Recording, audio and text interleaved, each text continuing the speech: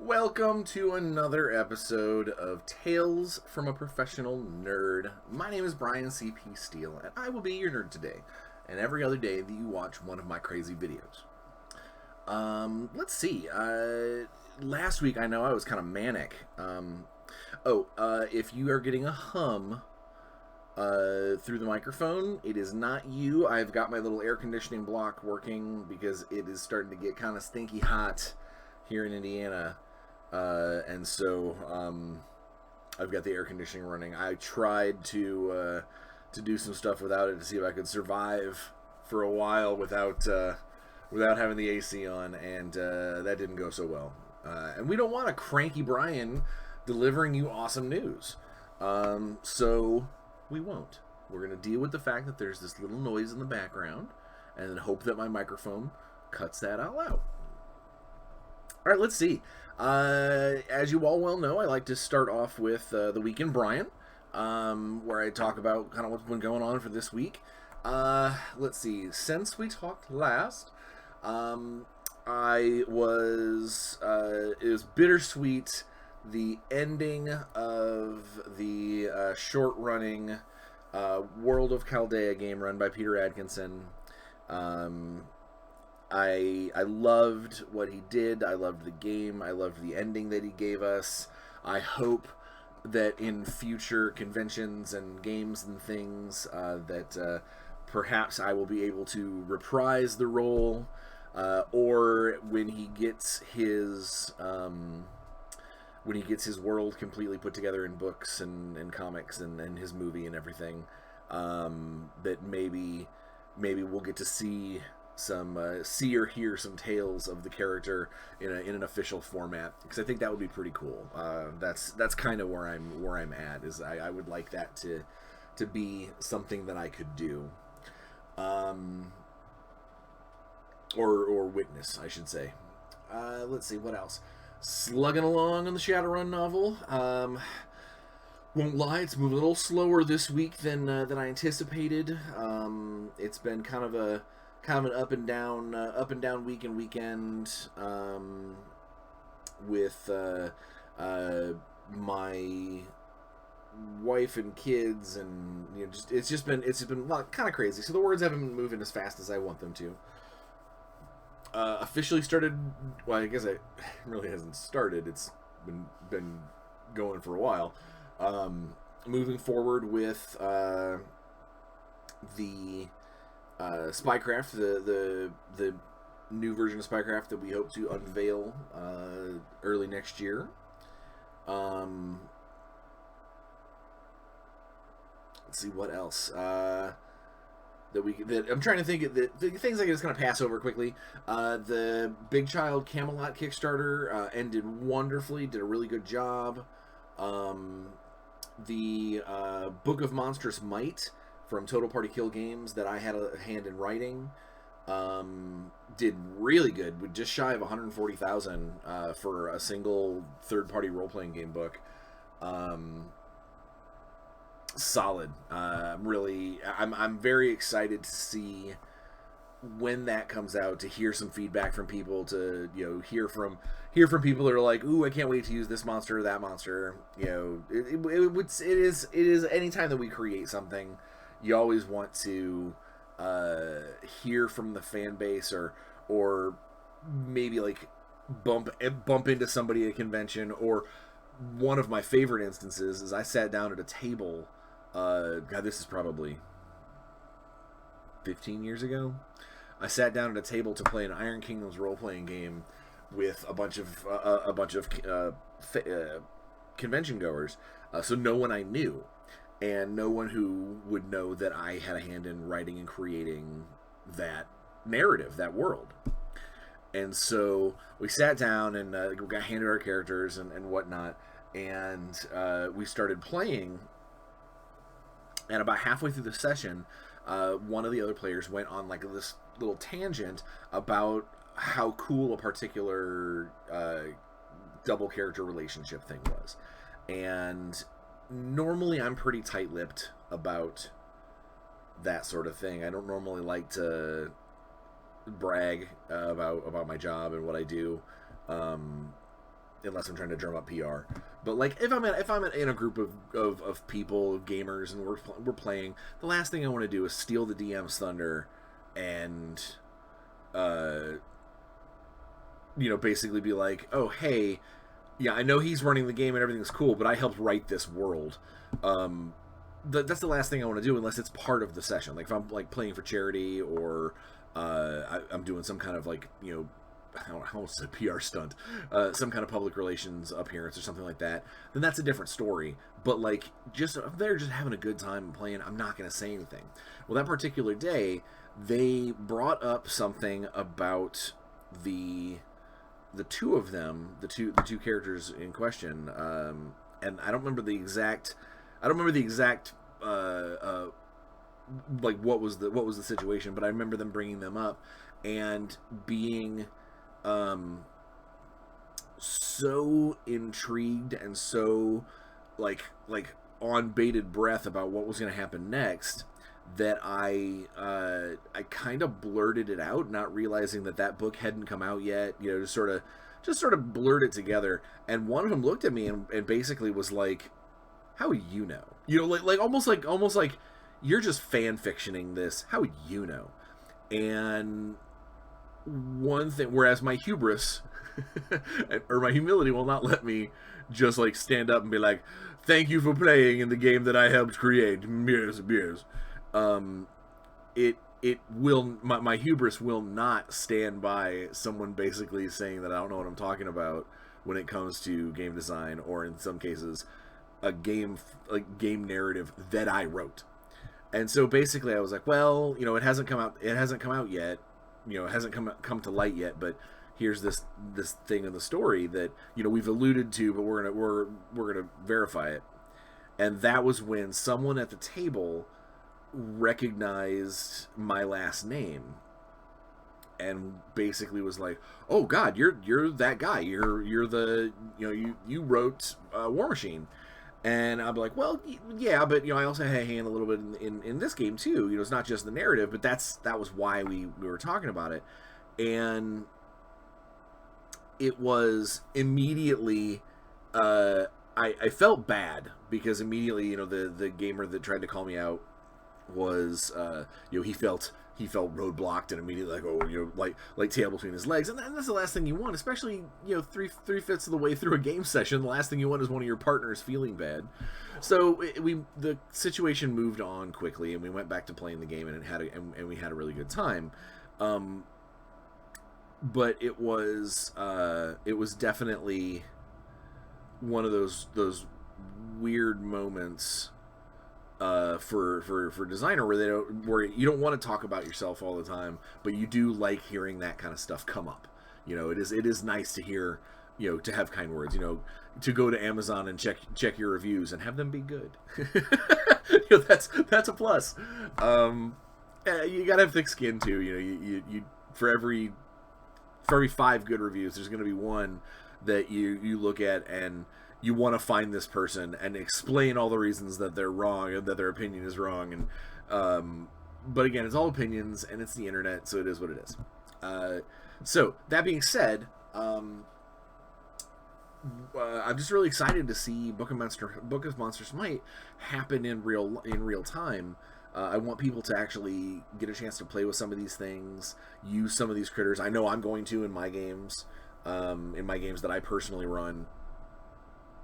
So it's very exciting to have that kind of stuff come to a close. The Crafty Games guys who I'm doing Spycraft with, they have a Kickstarter going on right now for Dollars to Donuts, fun little board game that I'll put the link up in the description.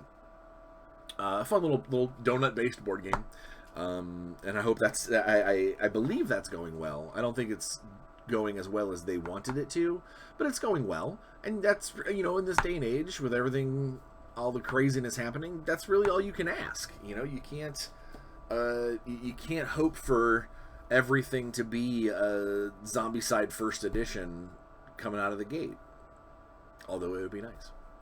And then on top of all of these things, these other things that I'm doing, I can't say it yet because it hasn't been completely verified, but Alex told me what the official title of the new Warzone is going to be. He ran it by a couple other people, ran it by me. I have a feeling we are all very... I think it seems like we're all very happy with the title, and kind of the meaning behind it, what we're trying to do with the game, and what that the kind of the byline means. So when I'm able to tell you all of this, hopefully we'll get like an actual logo sometime soon, and I'll be able to like go BAM and show you a logo. But yeah, so Warzone's coming along. It's officially the rules-based part of the design. The mainstay part of the rules are all done. The first wave and a half of stat blocks for the character, for the models, are ready for the testers to get in there and start digging their teeth in. And that's the next big chunk of what we've got going on. Is playtest. Now the good thing about having a little extra time, because of everybody locked in and COVID-19 and all that, is we're going to be able to playtest a little bit longer than originally anticipated, which is always good. More playtesting is always good, to make sure that we didn't run into any problems along the way. Let's see, what else? Oh yeah, derp. I believe I mentioned last week that I had signed an artist for my DM's Guild project. So I've decided that I'm going to try and do multiple PDFs. Initially just this one, see how it goes, hopefully make a little money on it, and then use that one to maybe fund the next one, and so forth and so on. Just to give people some more cool D&D stuff. But I've been in my spare time, I've been trying to slug out the various rules for the different subclasses, paths and domains and all that stuff. But while I was working on it yesterday, day before, I don't know. My artist sent me the first rough draft of the first piece of art for the PDF, and I was happy. Still am happy. Had a couple of notes, as you always do. A couple of tweaks here and there, a couple of things needed to get added. But more importantly, most of my notes were, I really like this that you did and this that you did. My artist is a girl by the name of Kelsey Knudsen. Kelsey, first off, I'm glad I got an artist that also plays D&D. So as I get the different get the different classes done, I can send her these rough drafts as my playtesters, get a hold of them. But that way, she knows what the art, the concept. The art brief only goes so far. Knowing what these things are capable of and what she can kind of sort of action and stuff she can instill into these concepts, I think they're going to turn out really, really well. And just by seeing this first one that she sent over, what little she has, what the little kind of tweaking here and there that she did, that was that was separate from what I wrote as the art brief, are fantastic. So she's really got a good head on her shoulders when it comes to knowing where to take the art to make it her own and to make it kind of speak a little more to the character that it's representing. So I'm super excited about that. It's one step closer to that PDF being a reality. And obviously when it happens, I will plug the living hell out of it here. Not only to make money, but also to get some feedback, hopefully, from people. And when it becomes published, like when it actually goes out on the DM's Guild for everybody to download at their whim, I will probably do a review of it here. That way, that way you have a better understanding of why you would be grabbing grabbing this sight unseen. You'll actually get a chance to get the kind of elevator pitch for all the classes. But yeah, so that's pretty much been the week in Bryan. Everybody's doing okay. Nobody's caught the Rona. My lovely bride had a medical hiccup last week. I've got a sore muscle this week that is killing me. But other than that, it's why if you wonder, I'm a little offset here, because I don't want to be next to the window, but it's because I'm leaning. Because one of my hip area muscles is giving me a lot of grief. And because I've got so much work to do right now, I can't take the kind of painkillers that I would like to and go lay down and just take a little nap. So instead, got to push on through, do the damn job, make it happen. One of my earlier episodes, I talked about how a freelancer's life is never quite as perfect as a lot of people think it is. This is where it falls in the category. I don't get sick days. If I take 6 hours off to go sit in the living room and play Fallout and relax my hip abductor, then that's 6 hours I don't get to work, and it's six more hours away from six hours further away from the deadline. Depending on how fast I'm writing, that could be a couple of thousand words, which is scary, and especially the closer you get to deadlines, those numbers really start to poke at you. Like, how much do I need? Okay. I'll work through lunch. It happens. So that's where I'm at. That's where the week in Bryan is. It's been good. It's been solid. Let's see what else. Before we get into the topic of today, which this kind of segues into it, I found an old friend of mine on TikTok. I was paging through, bloop bloop bloop bloop, as you do, watching a few minutes, a few seconds of this, a few seconds of that, and be like, oh, I don't like this guy, I don't like this guy, and a guy pops up, and he's walking through the forest, and I knew the voice immediately, instantly. I knew the voice. The voice was of a friend of mine that I used to LARP with down in Bloomington for years. And he apparently was one of the first, one of the early TikTokers. He's got something like 50,000 followers.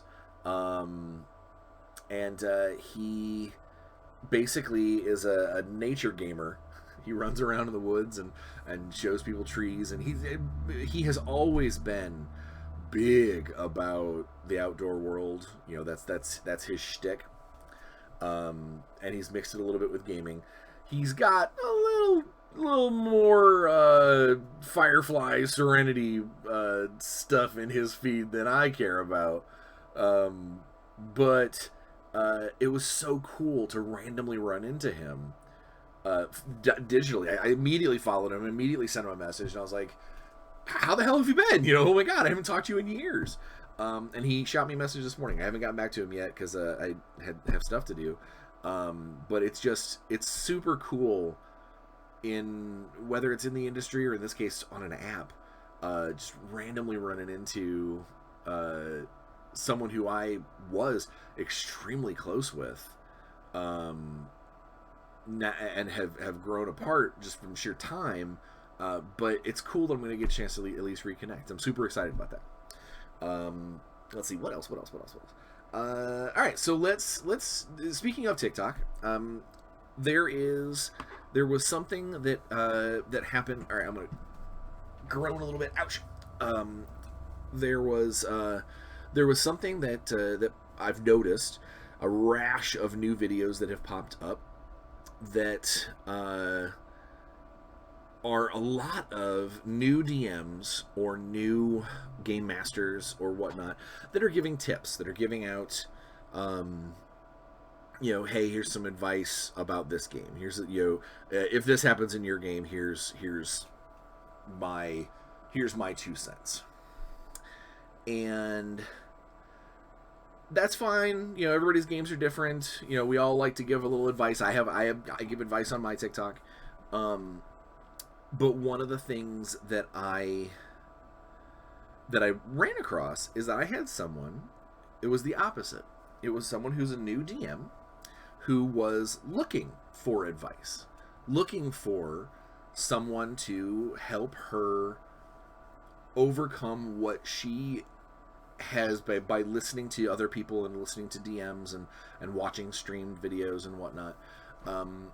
She wants to know what is the best way to fight against the metagamer. Now, I asked her on her video, I was like, what kind of metagame? Because I thought the way that she had worded her video is that she was dealing with a metagamer at the table. And that she was looking for, hey, I need help. How do I do this? And so I wrote her a message and was like, hey, what kind of metagamer are you dealing with? And that's when she said that she isn't yet. She's just getting prepped before she plays to know how to deal with one should it arise. And that's when I told her that I was going to do this video. This is actually this is basically a video by request without someone actually requesting it. She asked for help. Here we go. Bam! I'm going to try and help you. And the reason why I can do a whole episode on this is not stupid wheelie chair. Is not because it's a huge problem. I mean, it is a problem, but it is because there are different versions. There's different ways players can metagame. How they figure out. Well, you know, we'll get into that. But before then, I'm going to say why that topic inspired my Armor Class 10 sponsored t-shirt of the week, the F This Game shirt. Normally, I would not tell someone ever to hate the game, always hate the player or the cause of the situation. But the shirt makes me laugh because, in this case, obviously they're mad because of rolling a 1. But the reason why I'm tying it into the topic today, and why I thought this shirt was poignant, is because as a DM, as a game master, there are times where we go, oh, God, I just you want to ball up your notes, throw them over your shoulder, and quit. And sometimes that's because things don't go your way. Sometimes it's because your players ignore everything that you've laid out and written and set up for them, thereby turning your carefully planned session or two into utter improv. Or sometimes it's just because a player is doing something that you really wish they weren't. You really wish they would not do. And whether or not it's the rules allow it, or as my favorite saying at the table, it's perfectly legal for them to do. Aside from that garbage, there are times where you just want to look at a player and go, "Hey, stop! You're sucking the life out of this room. You're killing me. Please stop."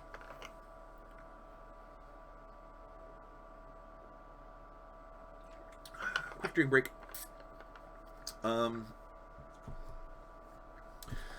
Yeah, so let's talk about metagaming. Metagaming collectively is basically you as a player, or I guess a DM can be a metagamer too, if they're in. But it's much harder to do because it is their game. It is their narrative they're setting up. But basically, when you metagame, you are using knowledge that the pieces and the pieces of the game itself, the characters, the NPCs, the whatever, you're using knowledge that you have that your character or playing piece or whatever does not, or should not. You're using knowledge to gain you're using your player-based knowledge that is apart from the game itself to gain an edge of some kind. And it doesn't, we're going to talk mostly about role-playing games because that's where it really happens a lot. But it happens in other games too. Not so much in board games, because a lot of times board games are pretty much set in stone. It's hard to meta a board game unless it's a board game that I lie. I take that back. Games like Time Stories and Pandemic Legacy, Gloomhaven, games that have gotcha moments that, tear open this envelope, look at this character, dun, dun, dun. Things that are almost choose your own adventure. If you know what's going to happen and you change your views and change your choices and styles, and oh wait, don't kill that last skeleton, because if you do, the zombies show up or whatever, then you're metagaming. You're basically using outside knowledge to make the current play of this game more in your favor. So yeah, I guess for legacy style games that are the kind of surprise you games, you totally can metagame, and that sucks. For card games, it's very difficult for things like Magic and Magic and the now defunct Transformers card game. It's that metagaming and something like that. That would be extremely difficult. The only thing I can think of is if maybe you were going to a tournament and you saw a player who maybe you helped him tweak his deck a couple of days ago, so everything that's in it, and so then you go and change your deck to be the perfect counter of that guy's deck or something so yeah, you could do it, but I think that would be seen less as metagaming and more just being a jerk. To tailor your deck to beat the thing that you got unexpected information of earlier on. So again, your mileage may vary, but I think that metagaming in a card game situation is difficult. Is hard to. That's hard to do. In one of my favorites, in miniature wargaming, meta is a completely different term. Meta is, you are still using outside information to make the most out of your game, to try and take the advantage of the best part of or try and take the best advantage of your game, but you're doing it by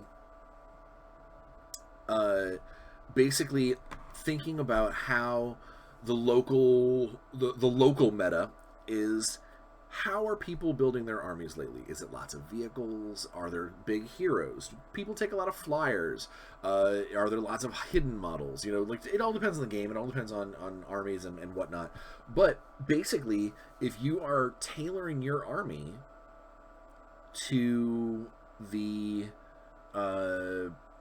crowd, to the masses, to the mob, you're like, all right, well, almost everybody takes this. I need to take this too. You're playing to the meta. Now, with miniature wargaming, playing to the meta is not nearly as big of a jerk move as it is in other things, because in all honesty, you're kind of expected to try and build your army to hopefully take on what you're dealing with. Now, if you knew for a fact that 8 out of 10 people coming to this tournament are all taking armies of ghosts, and you've got a Ghostbuster list that would squash them all, then yeah, you're probably playing that hard meta sort of thing. But there's always that chance that, let's say all of those ghost players go, last minute they decide to switch it up, and then now suddenly you've got an army that's just filled with stuff to beat ghosts, and there's only 2 people playing them. So again, miniature wargaming, playing the meta is almost expected, And there are other things. There's other ways to there's other ways to be big jerks playing miniature war games, and I'm not gonna go into that. I believe I did an episode last year on fair play, and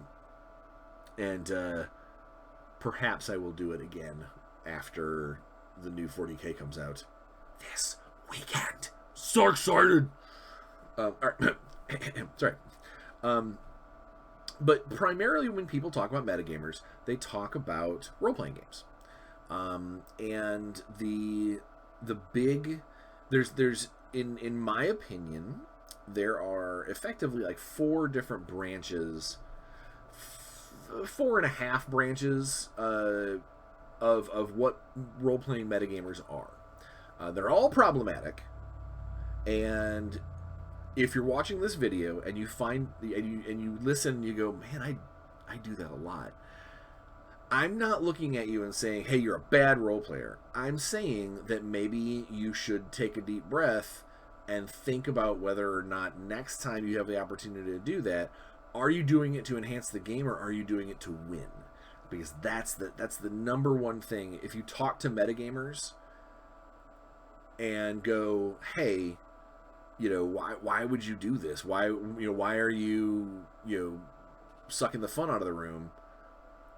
It's because they want to win. And in a role-playing game, you can't win anyway. And that's the number one thing you should think of. Just doing the best, or just winning, achieving your mission goals, or doing more than all the other people at the table combined, or whatever. That's still not winning. That's just that's having a particularly good session, or that's achieving some goals, or a step in the right direction towards a greater good.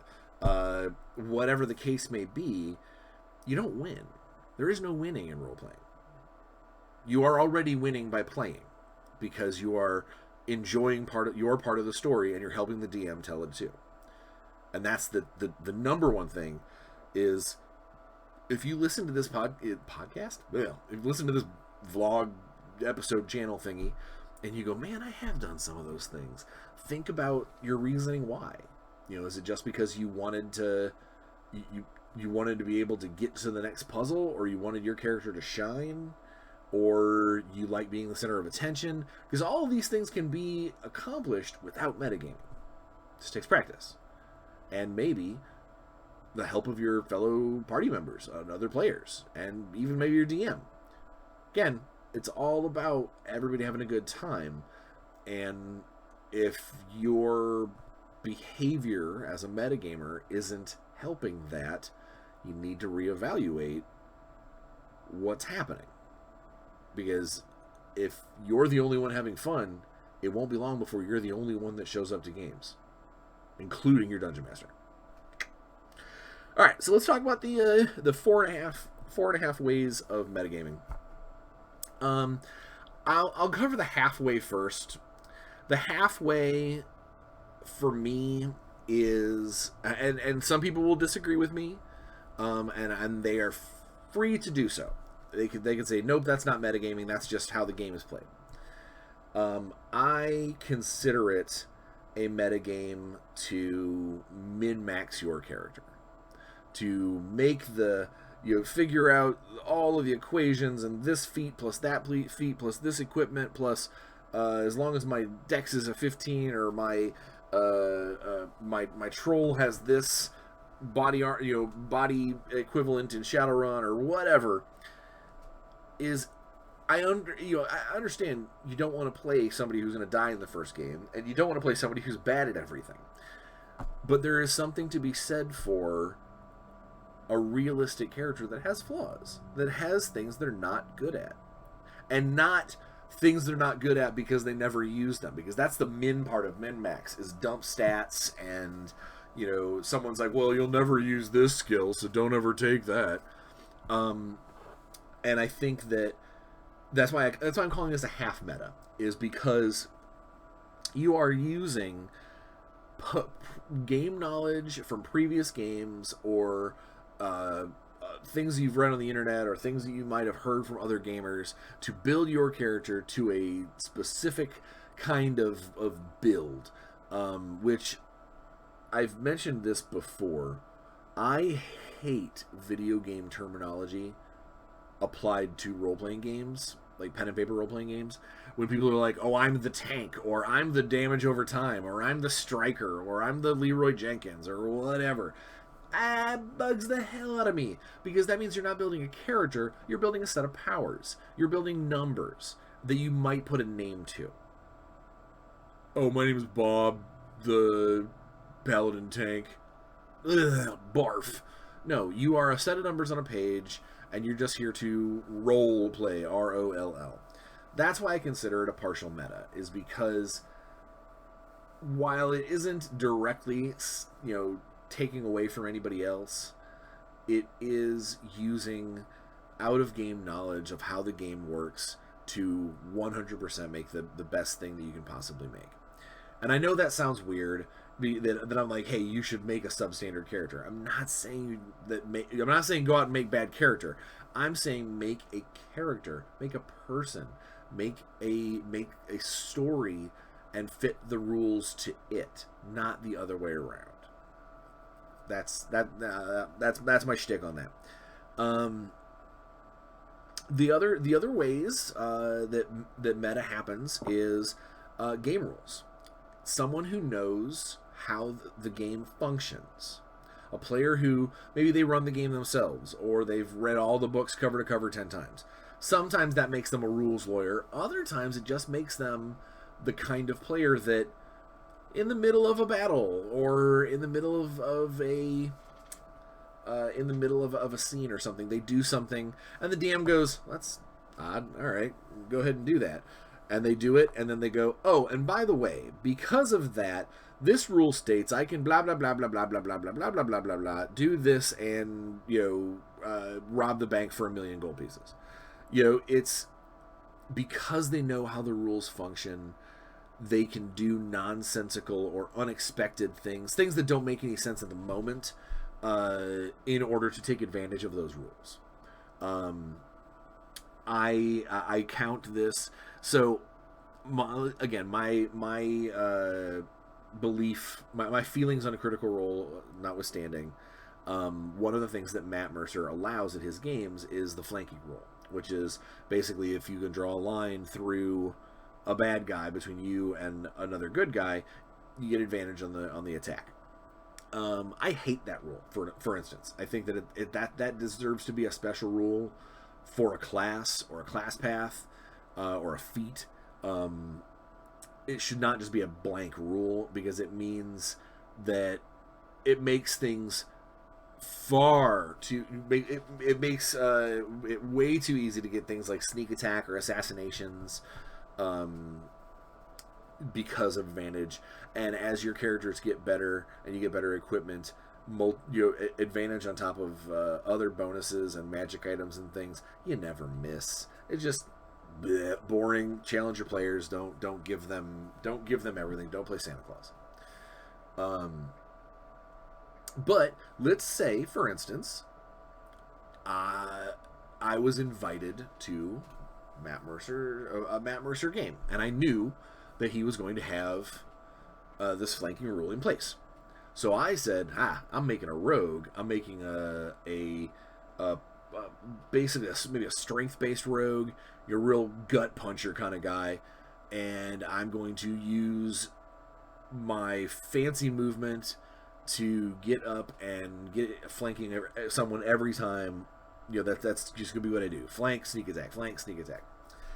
And I make this character, and I get into the game, and I dominate the combat scene because I knew ahead of time that was a rule that I was going to be able to exploit.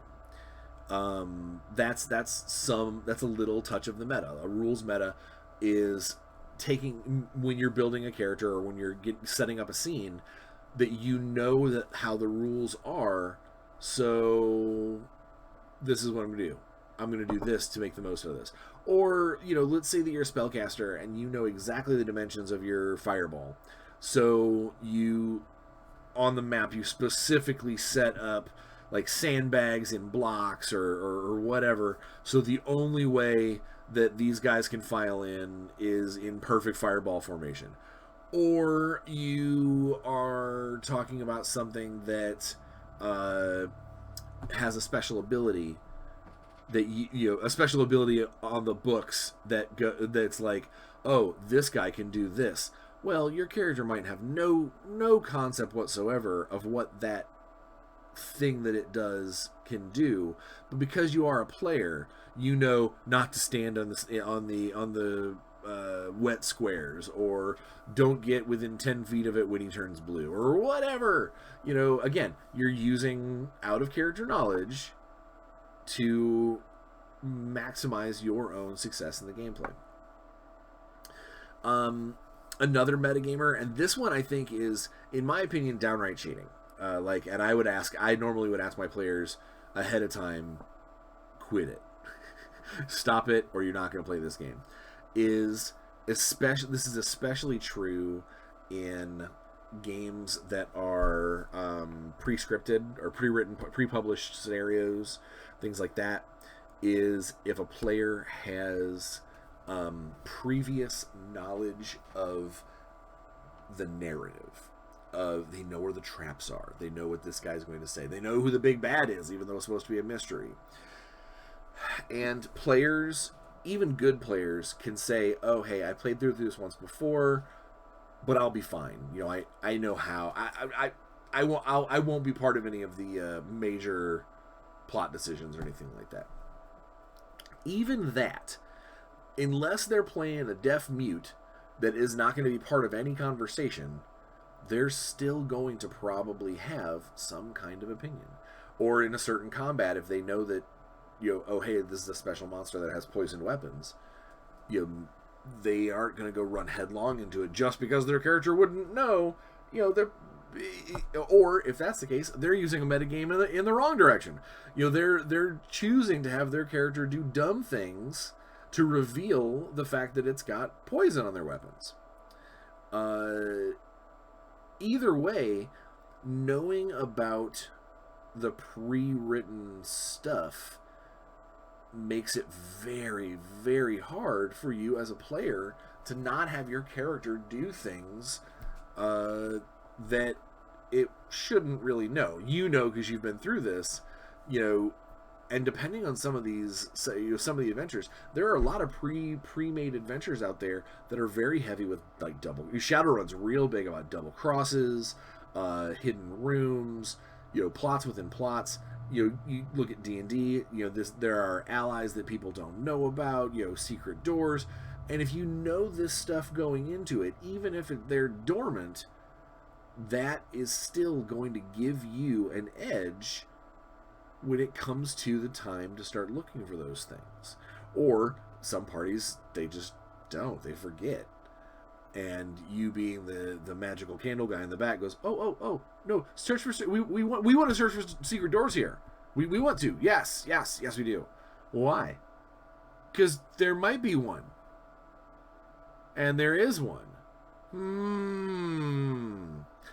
Yeah, so that's where that runs in, where the situation hits there. Now, my solution for that... Oh, my eyeball. I got an eyelash in my eyeball. My solution for that is easy. Is ask your players if they've ever played in that particular published thing. And if any of them say yes, ask them if...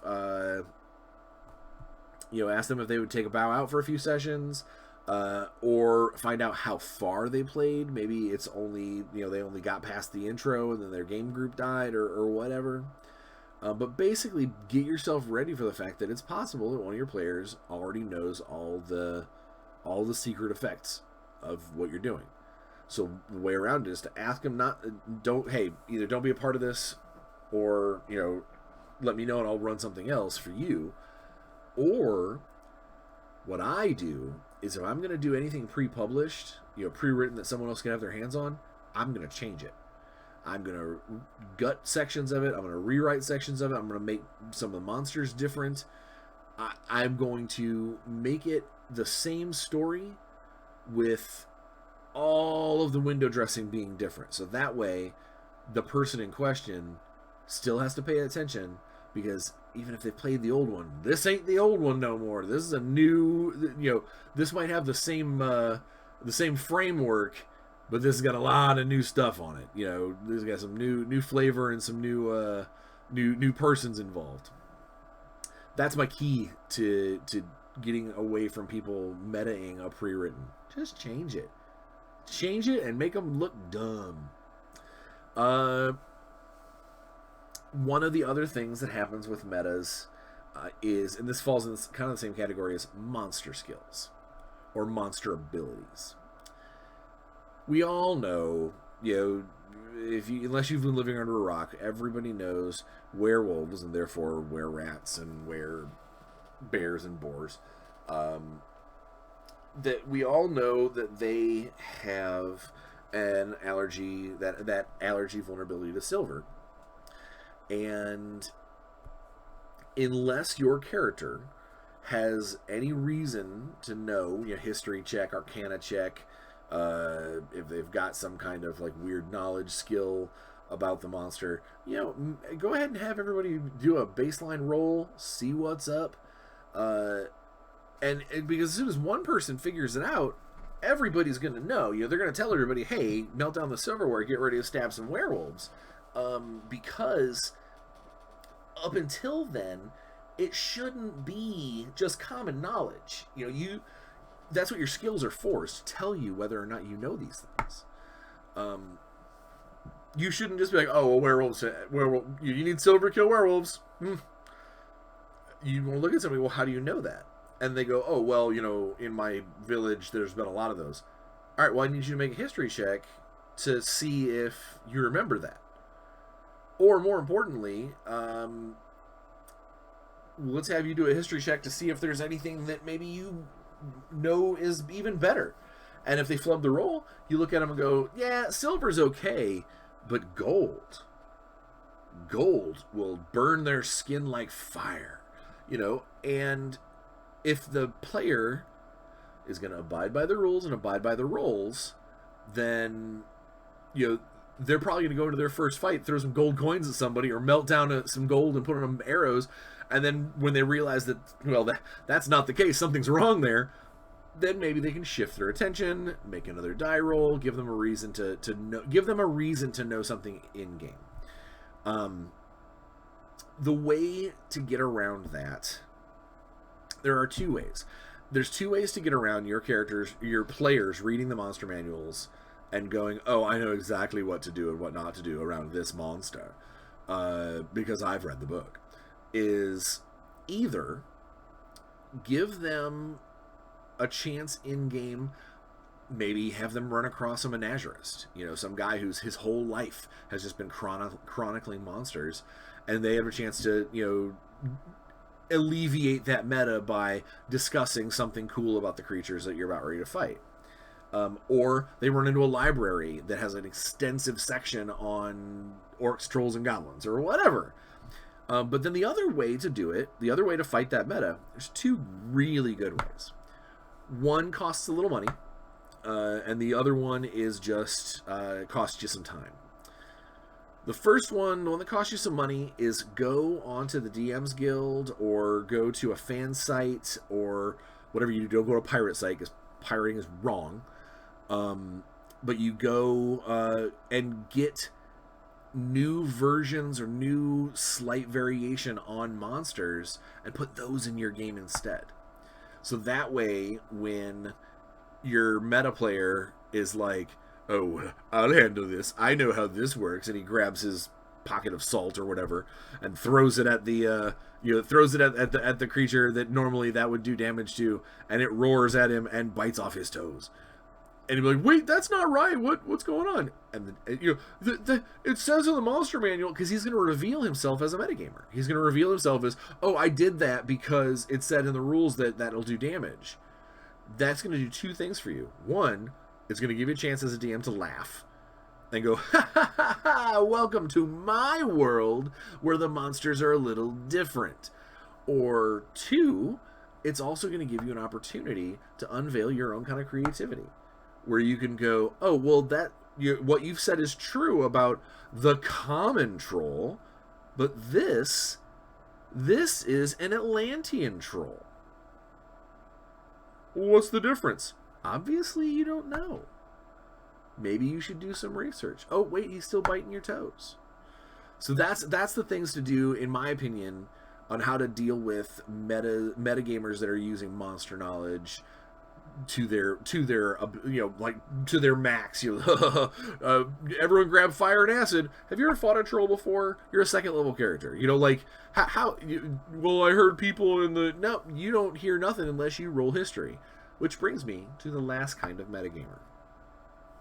The last kind of metagamer is the one that makes skill checks and then adjusts their gameplay based off of whether or not they failed, or whether or not they perceived they failed. This is particularly a pain in the butt with things like perception checks. When you look at a table of people, you look at their passive perception and go, "Oh, okay, cool. Nobody's high enough to see this. So, hey, I need perception rolls out of this guy and this guy because you're standing over there." And they both roll hideously bad. And so you go, "Oh, okay. You don't see anything." Immediately, they're all on edge. They're all like, "Okay, well, I'm going to go check out the forest." Why? Why would you do that? Well, because I didn't see anything. Really? When I'm sitting in my living room, I don't go outside to check on the street because I didn't see anything. It doesn't work that way. You're being a jerk. You're being a metagamer. Same thing is like with insight checks to check if someone's lying. You look at, especially if it's like another player. Player rolls deception. They tell the game master, "I rolled a 22 on deception," and the other guy rolls like a 5 on his insight. Well, I guess you're telling the truth, but I don't trust you. They still, as a character, they know the guy's totally lying. So the way to get around skill checks being used as ways to adjust your gameplay, adjust your meta, is easy. You ask the player to either roll a handful of dice, and you write down, basically you say, "Hey, do me a favor, I'd like you to roll 5d20 and tell me the numbers specifically." And you write down their scores, and then you look at the other player, or you have your NPC or do the same. And then you grab their character sheet, you ask them, "Hey, can I see your character sheet for a second?" And you write down their modifiers for the various skills that you wanted them to do. If it was an interrogation, if they're trying to do insight checks, if whatever, you write that stuff down. And then when it gets to a part of the game where they go, "All right, I'm going to check insight on this guy," you can basically go, "All right, let me see what your next insight check was." And you look down and you see what it is, and you go, "Okay, your character believes what they say," or "No, he's probably lying," or something along those lines. Is you basically eliminate the "I know what I rolled, so I know the outcome probably." You eliminate that. You basically just have them roll some stuff ahead of time, or in some cases, if it's kind of an unexpected roll, you ask the character, "Hey, what's your insight number?" +4. All right, cool. And then you, as the DM, roll for them behind the screen, so you can say, "All right, no, you're pretty sure he's absolutely lying. He's right through his teeth," and they don't know what you rolled. Even though it's for their character, they don't know what you rolled for them. And the only thing that I would say that can be problematic with that, the rolling for your characters, is they may believe that you are fudging the rolls to better further the plot, to preserve your NPCs, to keep bad guys hidden, whatever. And what I say to that, whereas I personally do not like to fudge rolls, I would rather the game play as it's rolled. I know there are a lot of DMs out there that will gladly alter rolls, not have change hit points, whatever, behind the screen, because they feel that it is better for the story, better for the narrative, better for the players, or whatever at the time. And I don't fault them for that. You know, that's their bag. I prefer to run a straight game, but their their table would much rather have the drama and the story and everything than being bogged down by the rules. I totally get that. I like to find a happy medium somewhere in between, but either way, what this does is it puts a little more control in your hands as a DM to stop that metagamer from adjusting his gameplay, adjusting his behavior, adjusting his character's actions based off of what the die roll was, not what you told them as a game master. Now, one last thing before, again, that's basically all the versions of meta and how to deal with it. Simple and easy ways of getting around metagaming. The last thing that I will say on the topic before we come to a close, because I realize that we're getting close to an hour, is whatever you do, whatever you implement into your game to try and fight against the metagamers, is you need to make sure it's universal. It's not just for one player. You don't just pick on that guy because he's the metagamer. You go, okay, well, I'm rolling all of your insight checks, or every time he fights a monster, it's different, but everyone else is fine. Don't be like that. Again, more often than not, the metagamer is not doing it because he wants to get one over on the DM. He just wants to win. He wants to be victorious. He wants to feel good about the gameplay. And one fast way of making sure that he digs in his heels and maybe even takes it up a notch is singling them out and being like, you're metagaming and here's the punishment involved. No one else has to worry about this. They're either going to leave your game, probably with hurt feelings, which is wrong, or they are going to use that as their way of manipulating the game even further, knowing that you are adjusting their entire game based off of just them. They have that kind of power. They're probably going to revel in it, and it's going to be, it might even become worse. So instead, you just put it in as a house rules, like a straight up, this is how we play it. If you're going to change one goblin to a special kind of goblin, you change the whole pack of goblins, or half of them, or whatever. You make it fair for the whole group to have to deal with the same kinds of things. And then, as a blanket rule, hopefully the metagaming goes away. That's the best you can hope. In the very, very, very worst case scenario, if you've got a metagamer that no amount of alterations or punitive measures or anything, they just keep coming, then maybe it's time to have a sit down and talk with them and say, hey, gaming is supposed to be fun, and what you're doing is making it not so. And unless they are a jerk, they hopefully will recognize that fact and adjust accordingly. If they don't, well, then good riddance. I hate to say that, but if you've been pushed to the point where you need to sit down and have a heart to heart, and after the heart to heart they go, nah, I like playing this way, then play someplace else. I don't want you in my sandbox if you are going to chew on all the toys. Alright, so there we have it. I hope that was helpful for the people who have to deal with metagaming in their circles.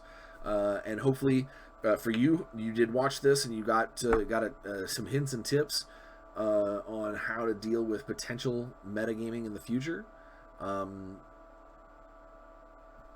Again, it really, no matter what's happening out there, even if you've got a table full of metagamers, if you guys are all still having a good time and smiling and walking away from the table and everybody's getting out of the game what they expected to get out of the game, then you're doing it right. And that's awesome.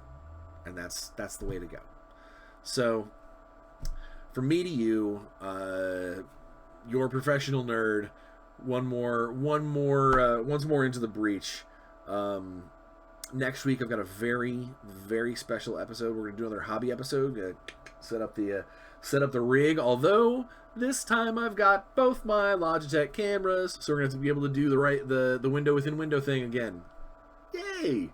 And I'm glad for that because I reached out to a very clever engineer who has created a cool new hobby tool that will hopefully, if you're a painter out there and you use specifically, if you use Citadel paints or any kind of potted paint, this is going to speak to you. So I get to test it live for the first time next week during Hobby Day.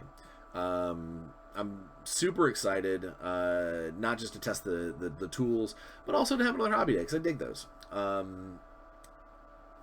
We'll see you next week when it comes to the hobby stuff, and if you have any particular things you would like me to show you during hobby time, put it in the comments. Maybe I'll break out some specific models instead of just working on stuff that that have been commissioned to me or whatever. Put it in the comments. See if there's something we can cover. Aside from that, stay safe. Go out there, keep it smiles, have a good time, and play some games. Because that, my friends, is what it's all about.